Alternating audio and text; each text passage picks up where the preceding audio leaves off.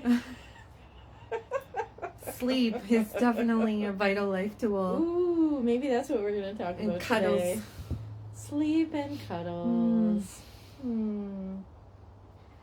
Here we are, another Friday. This is pretty cozy down here.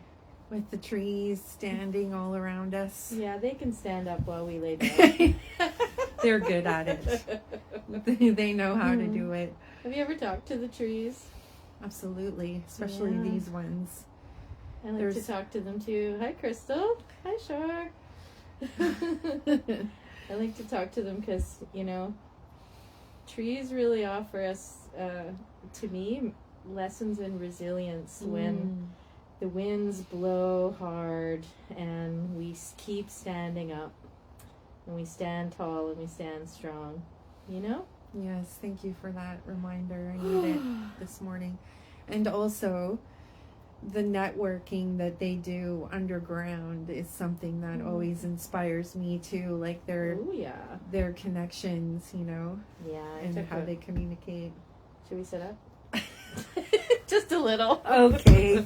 Otherwise, what will happen? We might fall asleep. I'm feeling it today.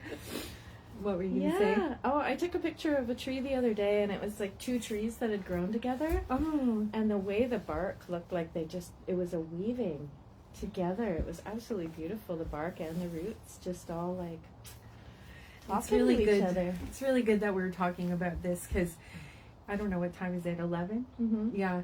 And I kind of just woke up in a bit of a like overwhelm and then rushing to take my son to the orthodontist to get braces and then you know, paying out all the money and I'm just sitting in the car I'm just sitting in the car looking at the trees and just like practicing my resilience and so funny we're talking about trees now, but just really, you know, tapping into like the natural beauty, the natural connections, like those things that are really why we're here, like because the game with paying for orthodontics, like for sure it's gonna help my son, you know, or at least that's what they tell me, but I'm just like, oh, this part feels unnatural, you know. Oh yeah.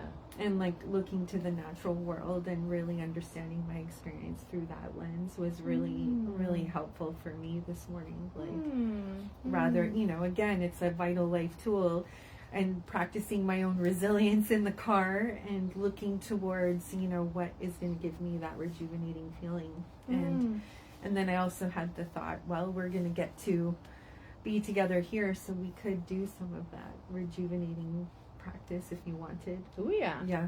Sure. Let's do it. So it, you know, again, it's just a few minutes or it can go as however long you need it to be.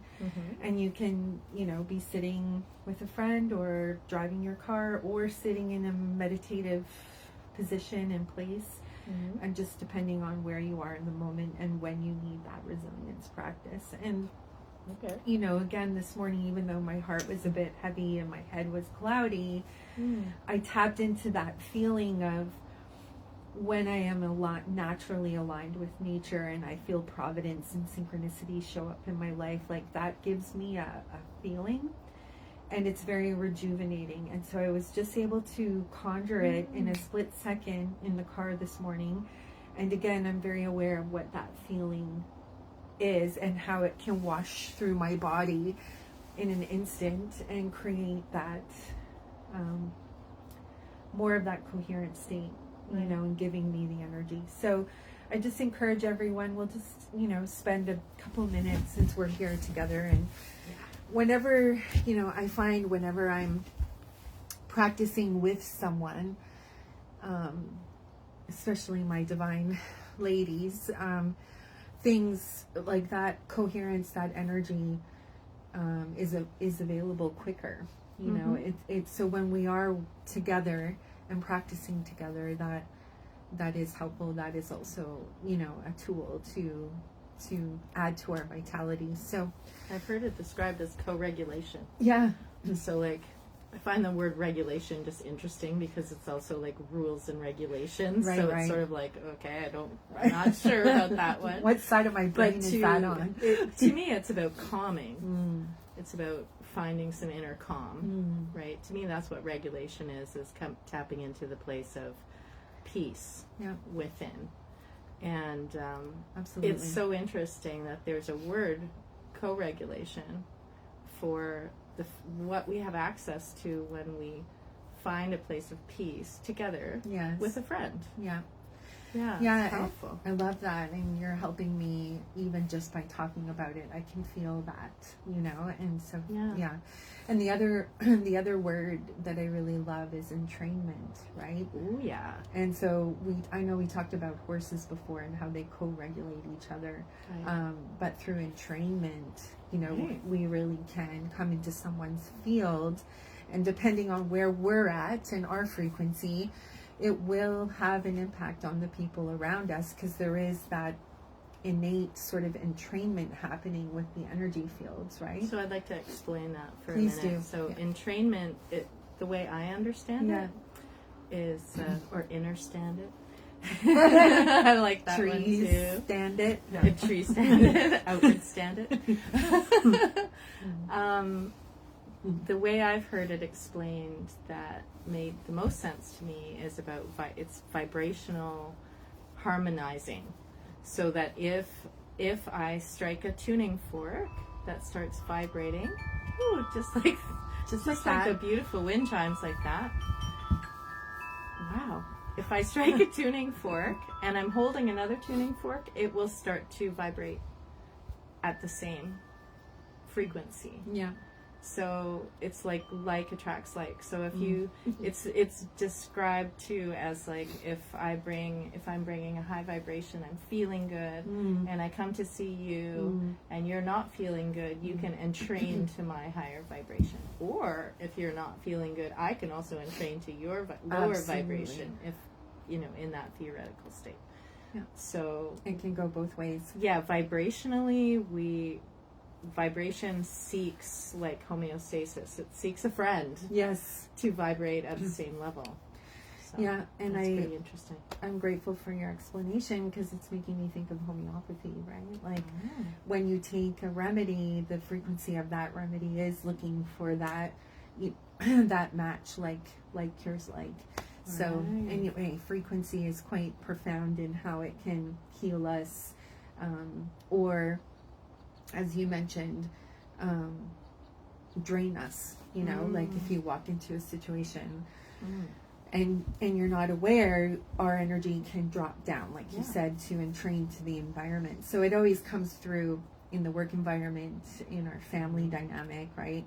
Parenting, of even all standing ages. next to a cell phone tower. Yeah. Woo, that can really take you out. True. Yeah.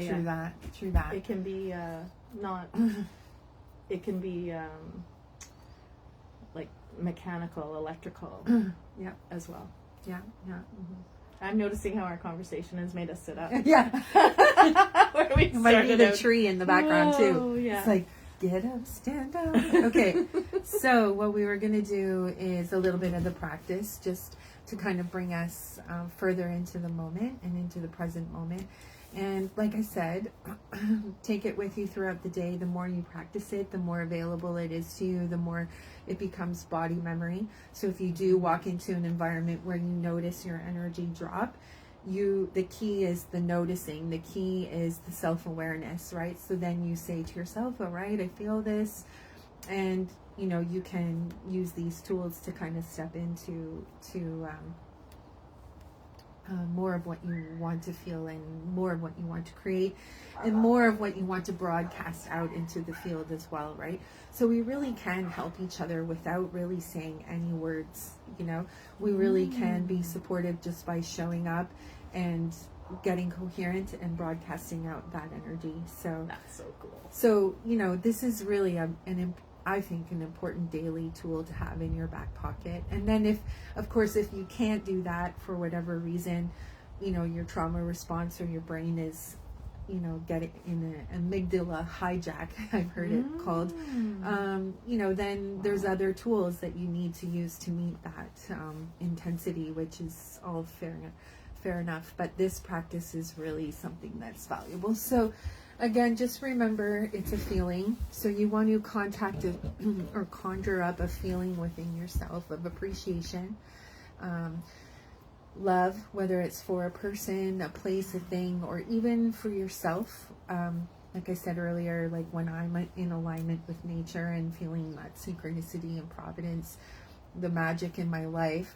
So for me, that feeling is what I'm going to be recalling right now.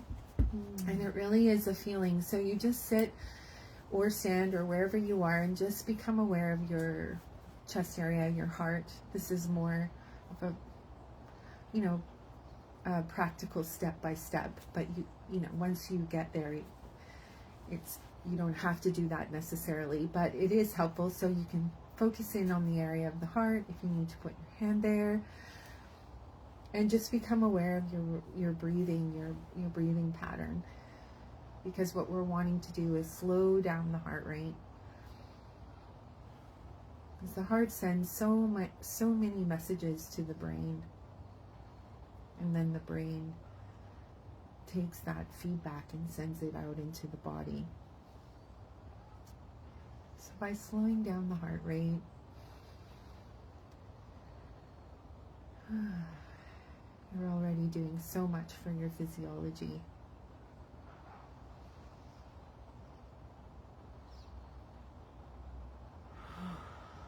And if you need to, you can count so that your breath becomes rhythmical. If you don't, that's fine too.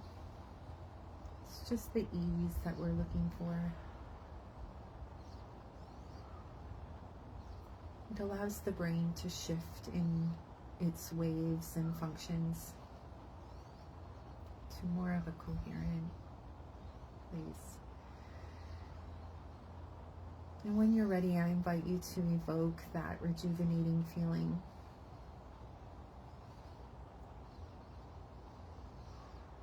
Become aware of that feeling in your body, where it starts, so then you can focus in on it, and with each breath expand it throughout your physical body.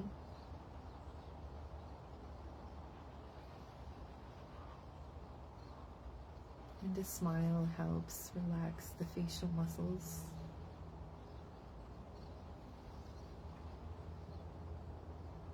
Amplifies that rejuvenating feeling.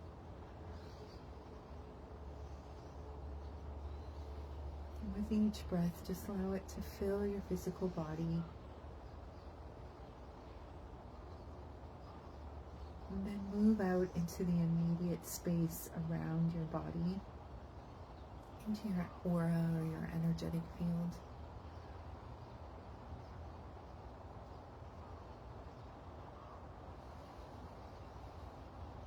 If you feel pain anywhere show up, just welcome it. Accept it and see if with your breath you can entrain that physical pain with your rejuvenating feeling. No force or pressure.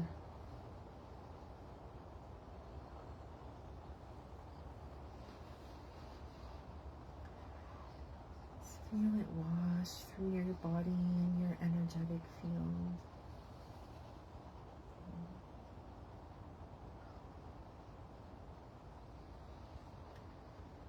Depending on how much time you have, you can then go even further out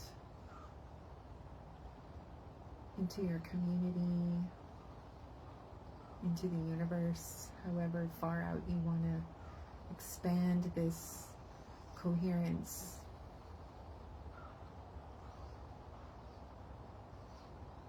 Tapping in to the nature around you, to the stars, sentient beings, however far you can or will take it in this moment.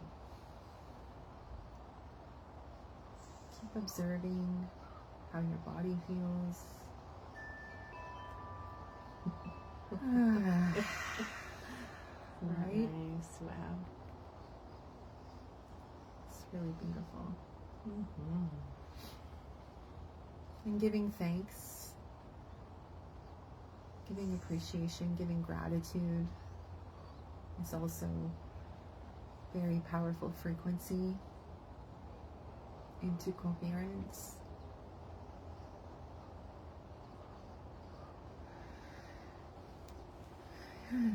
Just slowly come back into your heart area.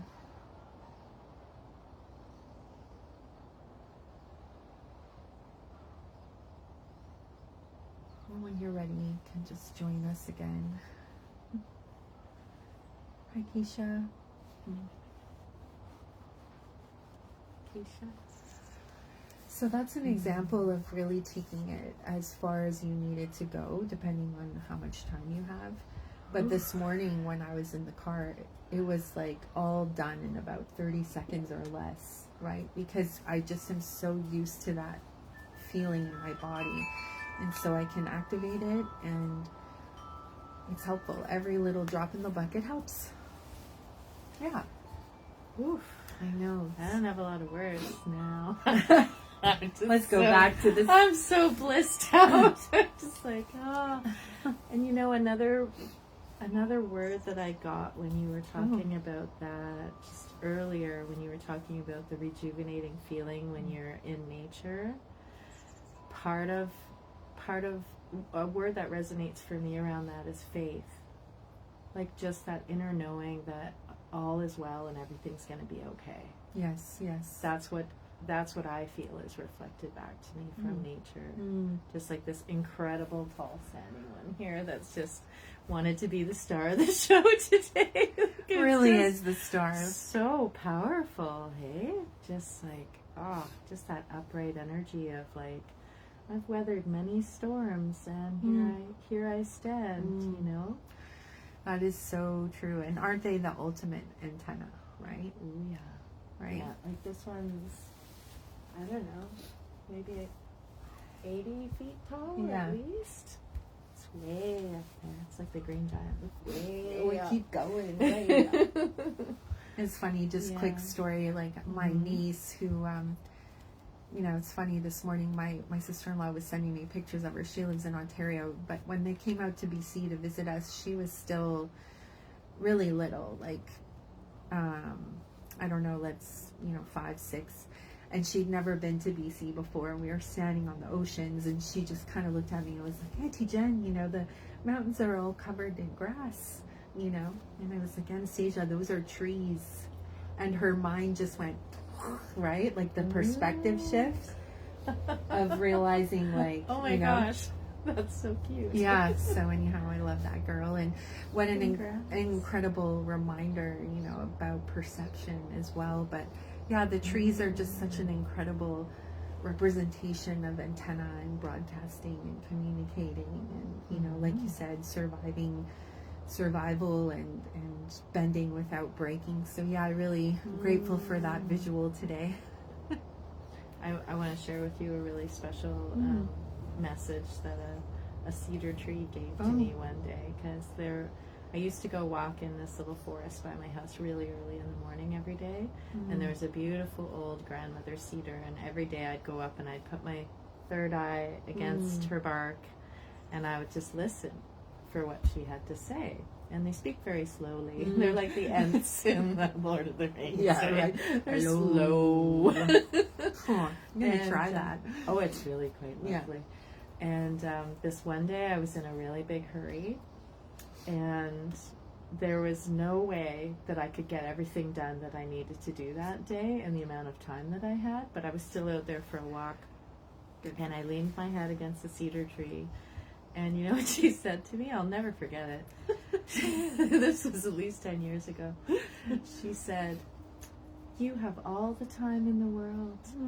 No one has any more or any less than you." Oh wow. Right? And so I went home and I just did my things one by one instead of madly trying to multitask everything. and I got everything done in less time. Like I had extra time left over, which brings to mind the bendiness of time. Yes. As well. That like I was just hearing a talk about this yesterday about how or maybe it was Tom in his talk yesterday, just talking about how pliable time is, and how we all have this experience of time going by really fast when we're really enjoying something. It just goes by like that. Or when we're anticipating something or dreading something and it seems to drag forever. Or even, when you were a child, Christmas morning. Yes. It takes forever to come, right? So, interesting. The way I like to work with time is that if I'm in a hurry to get somewhere, I always do a little mental trick with myself saying, I'm not late yet. Until I actually am. But also just setting an intention that I'm going to be there on time and letting the rest go. Yeah. Like not getting into any stories, just actually working with intention around time and just selecting a time in my mind's eye and just saying, that's when I will arrive. Yeah. Mm-hmm. Beautiful. And I just can't get the message you got from the tree out of my head, because when you said it, I felt that entrainment of energy, right? Right. So if you ever feel rushed and you need to get coherent, just drop into that moment with the tree. Right. Because you have all the time in the world. It seemed like that really gave you what you needed, right? In that moment. And then ripples out over a decade even. So it's a little sprinkle of magic. And the cool thing is that your brain doesn't really know whether it was 10 years ago or today. So when you tap into that feeling you got from having your tree, your eye with the tree, that's it's right here. It's now. It's another perfect example of what we're doing in this practice of coherence, right? It's just bringing in that feeling and that memory, and you will entrain accordingly to that energy, even though it happened 10 years ago. That's powerful. Thank you for that. It's really profound. It really makes life, reminds us how magical we are, I think, and how we really do have so much more ability than we realize, to help ourselves. Mm-hmm. But somewhere, somehow, we're also like, it's not always easy to do what we know helps us, right? So to do this gently and consistently, I think has definitely helped me. Mm-hmm. Mm-hmm. Yeah. Powerful. I want to say a quick hello to Helena and Esther. Esther's coming to us from England. Oh, Keisha cool. from Florida. And Sandy from Ontario. Hi. Hey, ladies. Well, you're here with us. So nice to have you here with us. Vancouver Island, North Cowichan. Yeah. Standing with the trees here. And I want to just circle before we complete today. I want to circle back around to where we began, which was down here. And I want you to talk a little bit about sleep. Because you mentioned that, and that can be a real challenge for people at different times. And definitely you said sleep is a vital life tool, and wow, is it ever. And you don't even realize how much it is until you don't have enough of it. So what do you want to drop into the conversation about sleep today? Well, sleep is so fascinating. Again, we're shifting brain waves, right? So we're getting our heart rate into a rhythm.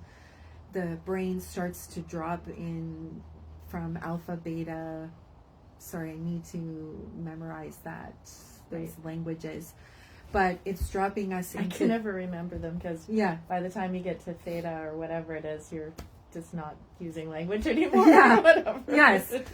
So, exactly. So, it is a prime example of what we're talking about. And as you say, like, it can be disrupted, either falling asleep or those brain waves can get interrupted and wake us up in the night, whether it's from noise or needing to pee or stress and anxiety. I was just hearing from a friend who's had apnea for a long time, and she's coming to realize how much her sleep has been impacted, how much she hasn't had good sleep for years because of that. Well, this is it, right? Mm-hmm. So that's an example of two things. One, you can practice this coherence exercise before sleep. And it can be like the most challenging if your mind is going off about the day or a conversation you had or a thing you forgot to do or stress for your kids or, you know, whatever. And so it can feel like the least like desired time to do this practice, but I think it's very effective. But that also brings me to the other point of saying that sometimes our nervous system is so wired around certain beliefs or programs, you know, that create symptoms, anxiety, stress, that then prevent sleep. That's where you need to have some intervention, I think, you know, where homeopathy, for me, again, my mind always goes to these tools, like helping ourselves, and then if we need support, then homeopathy, because it really does work naturally with our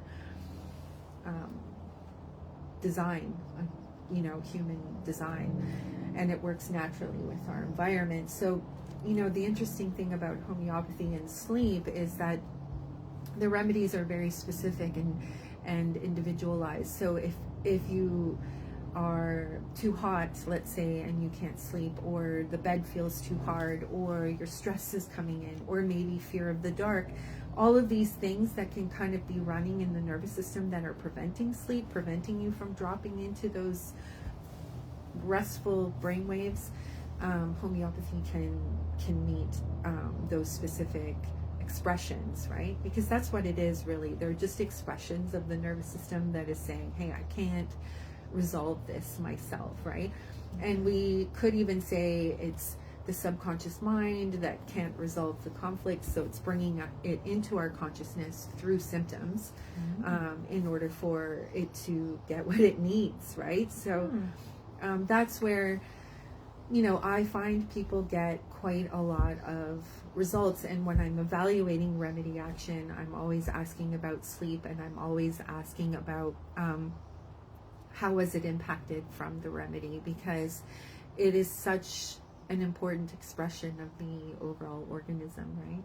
So I find people get great sleeps and see results in that area quite easily. I mean, everyone's different, but I'm pretty confident after, you know, all my years of practice that, you know, I see people getting changes in that specific function, and it makes a huge change in their overall health. What does Sandy say? Sandy is writing about how she doesn't sleep the same since she had kids. I can totally relate to that. I used to sleep like a log before I had kids, and for me it wasn't pregnancy, it was once they were born, once my first child was born, and it was never the same because you need to be able to wake up like that. And so it's just like I was always half awake. And then of course, you know, and we always end up talking about women's stuff, so we're talking about women's bodies. And she's also saying with perimenopause, menopause can be a real disruption to sleep. So as soon as you're finally sleeping okay because your kids are growing up, you get menopause and you can't sleep again. It's so true, right? Yeah, it's so true. And again, like if it's a hormonal issue, then homeopathy, there are remedies that are, like for me right now, I'm using a lot of homeopathically prepared estrogen and progesterone. And it's amazing because I don't have to take any artificial hormone, right? And synthetic hormone or hormone derived from, you know, animals, and take that crude substance into my body, which then can create side effects as well, right? Because it's not a natural kind of it's not coming from substance. Your body. Yeah. So when you dilute it wherever it's coming from, you're getting the frequency of it, not the crude form where your body has to digest and utilize it, right? So for me, those are great options getting through menopause. And then again, it's bringing, because it's not only impacting the physical body, but the emotional, energetic, and then even, you know, our subconscious, which could be considered spirit, depending on what you believe. But yeah, so I always, if there's sleep issues for whatever reason, I would say reach out and get some specific homeopathics, you know, because for everyone it can be different. It can be hormonal, it can be stress, it can be physical aches and pains, and so we really need to work with all of you to individually to get those overalls. Hot flashes. Yeah. God, the hot flashes. Those really God, like to wake me up. Still? Oh, I have something I'll show you. Oh, yeah. Well, Yeah. I don't know that they wake me up as much. Yeah. But they're still present. Yeah. Yeah, I'll show now you. They're warm flashes, so it's just like, oh, so much better than hot flashes. Yeah, those are, you know, my go-tos, because, you know, you can really get lost in the supplement world, and, you know, there's a lot of options out there. But I always kind of lean towards using homeopathy because, like I said, it doesn't have side effects, and it can work with any allopathic meds that you're on without contraindicating. Right. And do you want to explain a little bit about how homeopathic remedies are prepared? Because they're absolutely fascinating to me, because the more you dilute them, the stronger they are, to the point where there's like none of the original thing in it. And I love that you're it's so great because it's just it's about getting the pure frequency without, it's not like you're taking carbon or whatever, you're getting the energy of it, whatever the remedy is, or arnica, which is a very well-known. Yeah, an arnica plant grows quite well in the valley here. But anyway, the cool thing is like we started talking about earlier, it's, you said it, the like treats like with the entrainment, and that's exactly what it is. And those that law of nature roots back to beyond Hippocrates, you know. So homeopathy is drawing from these principles of practice that are ancient, you know, and like cures like is one of them. But like, for example, apis, which is bee venom to treat a bee sting. Well, it's interesting, or any kind of insect. Yeah, you can hear people out there saying, you know, taking a live bee and stinging themselves for relief from arthritis, pain, and inflammation. But we actually don't need to torture the bees and overconsume their gifts. We can just get a small amount of their bee venom and create relief for thousands of people because of using water and diluting, right? And preparing it this way. So homeopathy is very natural, it's sustainable, it's very affordable, it's very effective, and you can see why that challenges the pharmaceutical model in itself, and it's very controversial. So a lot of people focus in on the fact that the remedies are highly diluted and say, oh, it's the placebo effect, right? Because that's the greatest way to kind of undermine the effects of homeopathy in the mainstream awareness. But believe you me, that is actually the gold in itself. Because,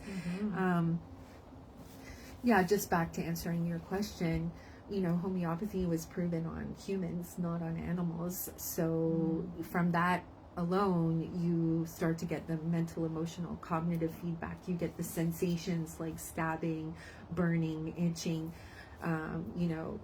all the different fears and phobias, all those things that a human can report, but not an animal. Right. And so that, again, is what helps make homeopathy such effective individually based medicine, right? Because how you have sleep issues would be different from how I have sleep issues, or headaches, or, you know.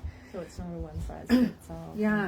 And so they take they give the human crude substance, so let's use, you know, bee venom,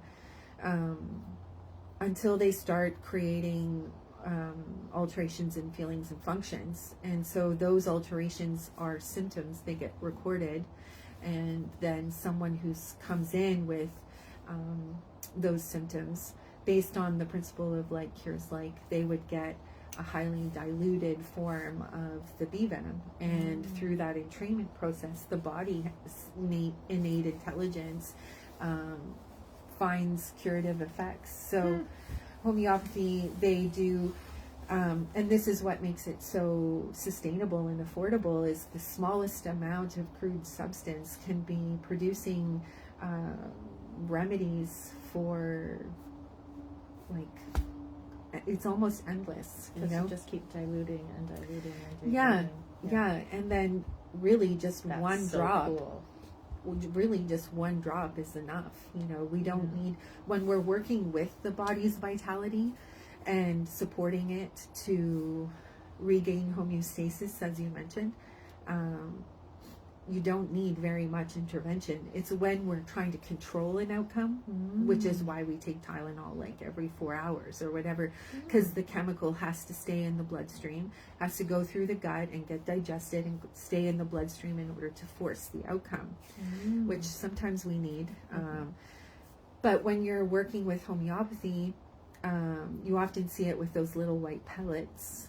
That's just the vehicle. Those are just made out of milk sugar. That's why they all look the same. There's no colors and dyes and advertising on homeopathic pellets. They're just the vehicle. Yeah. So the tincture, the liquid form, is dropped onto those. You put it in your mouth, and through the fascia and through the mucous membranes, it's just like information traveling so quickly through the whole body, so it doesn't go through the gut. And again, you need the smallest amount, and the body takes the stimulus and knows what to do.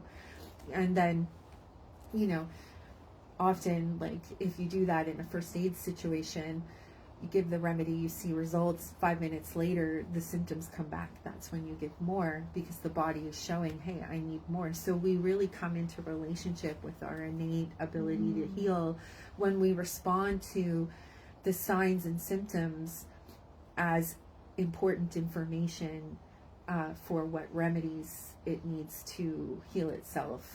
That makes sense. And so so yeah, they take a substance like arnica or bee venom. They make a mother tincture, and then from that mother tincture, they'll put 1 drop into 100 drops of water, and take 1 drop of that into another 100 drops of water, and 1 drop of that into another 100 drops of water. Cool. And that can go on and on, like millions of times. They also do a succussion process, which is part of it, because it's shaking up the water molecules, and as we all know, water carries memory. It's very intelligent, so that's another key component with the substance and the water. That's what, you know, our body responds to naturally. You know, the water's carrying the frequency.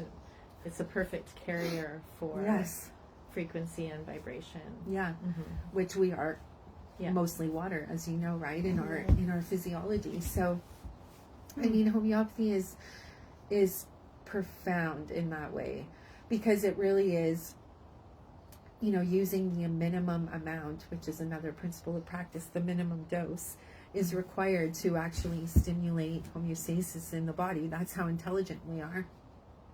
That's cool. It's very exciting. And it's very much alchemy. It's rooted in those physical principles of practice, but then it's very scientific in that way, how remedies are made, how remedies are tested on humans. All of that is where the science comes in, the very clear, you know, step-by-step scientific kind of aspect to it. But the other side of it is the art, which is meeting each one of our individual expressions through the alterations in feeling and function, which is another word of saying symptoms, right?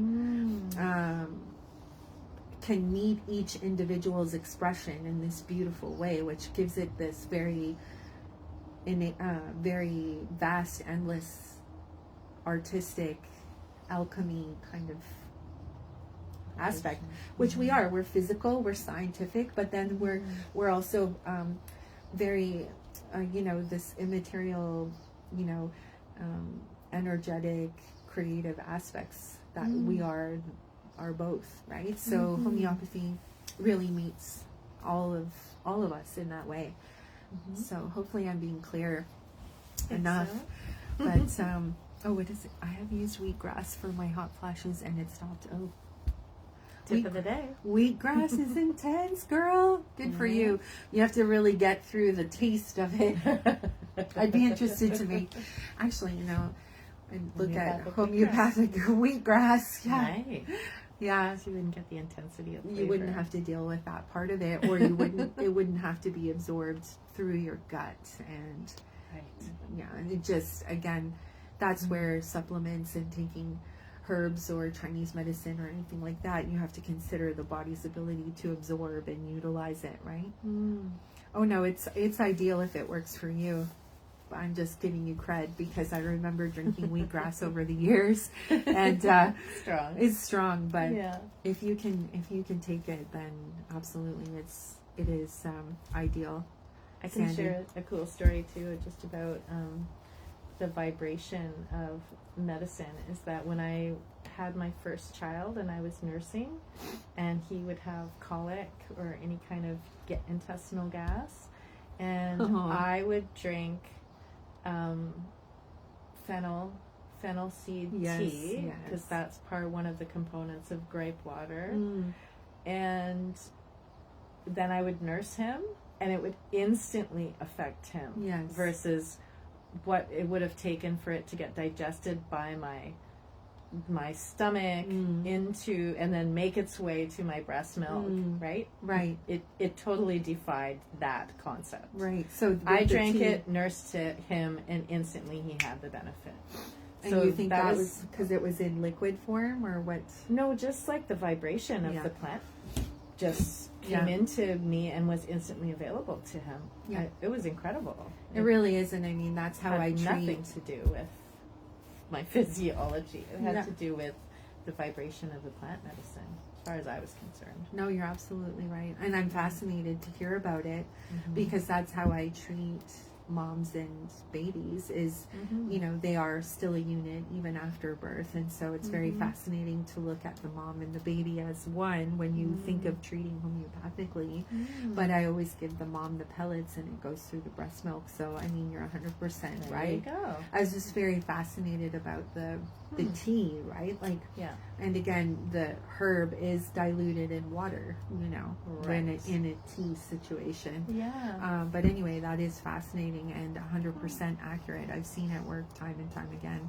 Pretty cool. Yeah. Well, thank you, everyone. It's not ideal, but it worked. Oh yeah, it's wheatgrass.